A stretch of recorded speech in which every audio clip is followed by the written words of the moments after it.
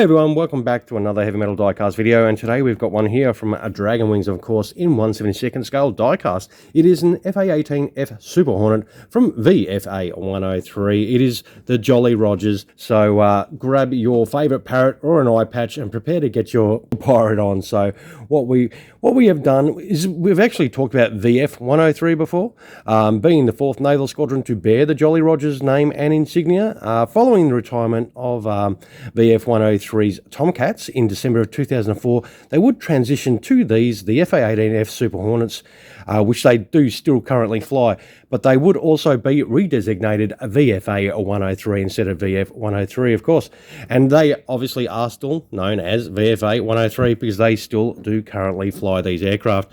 This particular one, of course, only cost me $100, and I was pretty happy about that. I bought it off a guy on eBay, of course, and it does look pretty cool sitting in there. It doesn't have much in the flap or anything like that. These Dragon Wings models never really do, but I reckon it does look pretty cool. So what we'll do is we'll quickly grab this out of the box so we can check out this Hornet properly. Alright, it does come with the usual Dragon stand. Even for these large jets, it's the same sort of size stand as they have with their World War II aircraft, which is always a little bit of a worry. Especially when you've got Tomcats, they are quite large. Now, set of instructions, of course, and they are quite detailed, so which is fantastic. So if you have one of these Dragon FA-18s and you do not have any instructions, feel free to chuck it on pause now. Now, we'll turf these out of the way, so hopefully we won't make any mistakes when we assemble this. We'll get this open, of course, and have a little look at this. This does look very nice. What we'll do is we'll grab it out. We'll move this out of the way. Does look fantastic. Let's see, where's the best spot to grab it? Oh, there we go. So it does obviously have some landing gear options for gear down. Oh, and there's the little gear bay doors and everything, and some ordnance there that we need to put on, and of course this cool looking Hornet itself. We will move this blister pack out of the way and have a little look. Wow, this is fantastic. This looks really nice. It does have some nice movement there. Looks like the air brake does actually might come up too, but you know, come on, you guys know the size of my fingers. So I won't be trying to lift that up at this time, but I think it does probably come up. The actual panel lines themselves, if we have a little look, they do look pretty good. It does look very nice. What we want to do is, there we go. Alright, there's the beautiful Jolly Rogers symbol. That does look fantastic. What a great symbol. And we'll run down the side of the fuselage there. That is absolutely fantastic. This looks really nice. Cockpit opens up beautifully, and there is a little bit of detail in there. What we'll do is we'll swing the aircraft around and try and have a little look inside.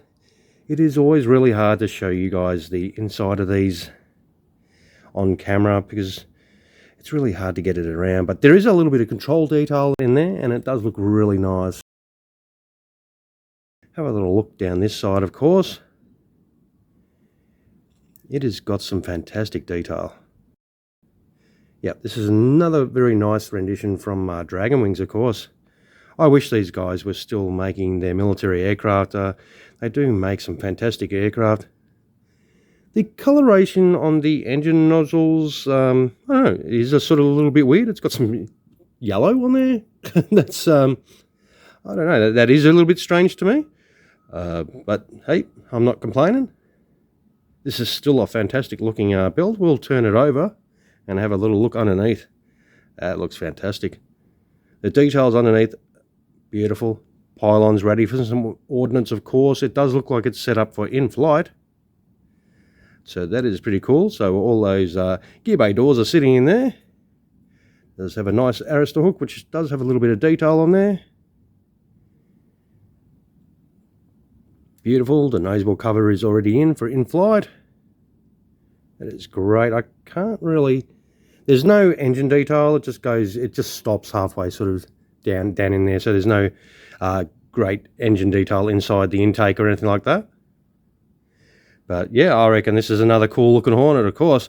So what we'll do is we'll kit this out properly with some ordnance and come right back and check it out in flight. Alright, here we have our Jolly Rogers Hornet all set up beautifully.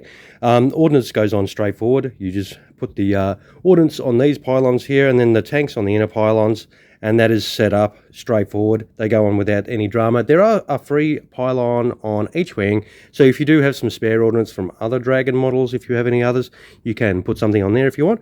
And of course, sidewinders on the wingtip, you just plonk them on, and that is a job done, and this is ready for in-flight. So we will turn it over and check it out in flight, and this is how your Hornet's going to be looking, and it does look very fine indeed.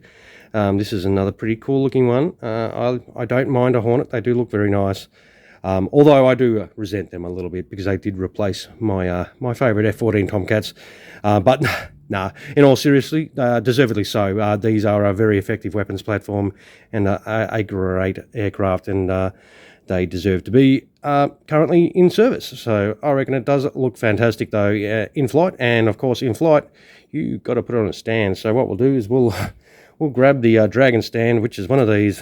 They are the same size with their World War II and their modern aircraft, and it's always a bit of a worry, but I'm always nervous putting these aircraft on their stand, especially with my fat sausage fingers. We'll put it on the deck, and whoa, that is scary. And that is it. You can see this wobbling a bit. I'm not a huge fan of these smaller stands for such a larger aircraft. World War II aircraft sit fine on, no dramas. But as you can see, look at the wobble factor. There's a bit of turbulence going on there for sure. So, but I reckon it is pretty cool. But you know me, I'm not an in-flight guy, so I'm a wheels-down bloke. So what we'll do is we will kit this with some landing gear, of course, and come right back. So we'll jog off and do that now. Alright, here we have our Jolly Rogers Hornet all kitted out for gear down, of course. Now, what you might notice is there's a central fuel tank there now. I left that off because you can't have that on in-flight when you put the stand on. So I didn't put it on there for when I did it in flight, because you actually can't put the stand on because it does cover the stand hole, of course. So if you're going to have it not in flight and gear down, this is how you will present your aircraft, of course. And there was there's a lot of gear bay doors, but they actually weren't hard. They were quite easy to do. So some companies could actually learn from this. So there was 3 gear bay doors on either side for the main landing gear, and the actual main landing gear themselves are metal as well. So you can put a bit of pressure on them to put them in their little holes, because they are quite tight to fit in. But once they are in, they are in. And same with the nose wheel. You've got the one nose wheel there, and then of course you've got 3 gear bay doors that you've got to place in, and it does set up nicely. None of the wheels rotate or anything like that. They're all a static position, but the whole setup for the landing gear, it all went in nicely. There was no dramas, no stress, no headache, no frustration. I could go on, but yeah, definitely a great little look to this, and we'll make sure we've got it, set up nicely, nothing's falling off, and that is gear down. Looks beautiful, and it is another fantastic rendition from Dragon Wings. They make some fantastic military aircraft for sure. I reckon it's pretty cool, but yeah, definitely another nice one. So we'll put this Jolly Rogers Hornet down on the deck and see how she sits, and sits perfectly. Yeah, great build.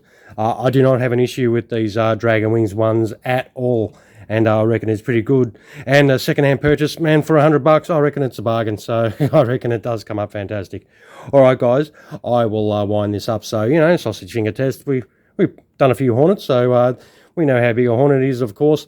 And if you like this Hornet as much as me, throw us one of those if you can, spare the time to do that, of course. And feel free to subscribe to the channel if you haven't already done so. And we will wind this video up. I'll take some happy snaps of this, of course, and you can check them out at the conclusion of the video, so you don't see these fat ass fingers in your face and all over the model. And you can see it in a bit more detail, of course. All right, once again, thank you very much for spending your valuable time in checking out another one of our videos. I hope you enjoyed the content today. All right, guys, you have a fantastic rest of your day. Cheers.